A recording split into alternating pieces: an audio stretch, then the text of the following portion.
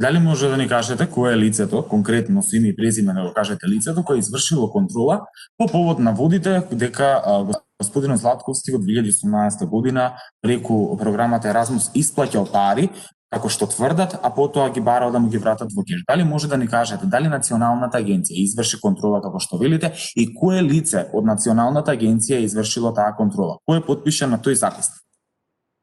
Бидејќи станува збор за училишно образование, контролата е направена од Деспина Србиновска, така? Значи, Деспина Србиновска Шундуловска. Така што може да стапите во контакт во врска со случајот кога сака. Дали може да ни Таа не работи веќе. Дали може да ни доставите записник, бидејќи тој записник не може да спина или кој да е во Националната агенција да го однесе дома иако не работи таму, не изгледа во архивите ваши.